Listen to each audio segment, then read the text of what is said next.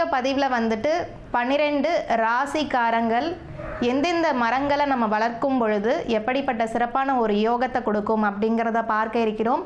So பொதுவாகவே வந்து இந்த மரம் வளர்த்தலை பற்றி எதனால் சிறப்பான ஒரு யோகம் தருது அப்படின்னா, அந்த காலத்தில் இருந்த முன்னோர்கள் ஆகட்டும், அவங்க வந்து மரத்தை வளர்த்து அதற்குண்டான ஒரு வழிபாட்டை செஞ்சு தான் வந்து அவங்களுக்கு ஒரு சிறப்பான ஒரு யோகம், ஒரு பலனாகட்டும், வாழ்க்கையில் முன்னேற்றங்கள் இது எல்லாமே வந்து கொடுத்துட்ருக்கு.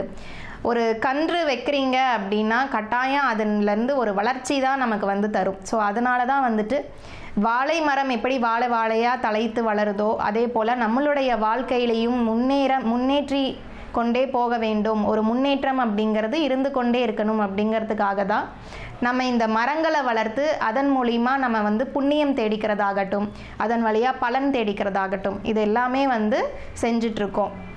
இது வந்து ஒரு புதுசாக வந்த விஷயம் கிடையாது. முன்னோர்கள் வந்து வழியாக வந்துட்டு அவங்களுக்கு உண்டான நட்சத்திரத்துக்குரிய மரங்களை வந்து நட்டு அந்த மரங்களை நட்டு அதன் வழியாக அவங்க பலன் பெற்ற வகையை பற்றி தான் இப்போ பார்க்க இருக்கிறோம். அடுத்த நிறைவான ராசியாக மீன ராசி.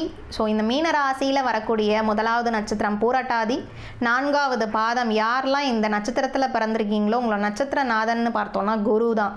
ஸோ அப்பேற்பட்ட அந்த குரு பகவானுக்குரிய நாள் வியாழக்கிழமை.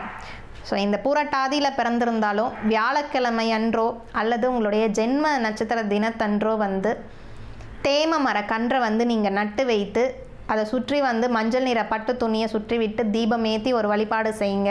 முதல் நாள் மட்டும் இதை செய்தால் போதும். அடுத்தடுத்து வரக்கூடிய நாட்களில் தண்ணீர் மட்டும் விட்டால் போதும். ஸோ இதை செய்யும் பொழுது உங்கள் வாழ்க்கையிலேயே வந்து மாற்றங்கள் தரும், சில ஏற்றங்கள்லாம் கொடுக்க ஆரம்பிக்கும். படிப்படியாக வந்து ஒரு சுபகாரிய தடைகளாக இருக்குது, ரொம்ப வருடமாக திருமணம் நடக்க மாட்டேங்குது, 4 வருஷமாக பார்க்குறோம்.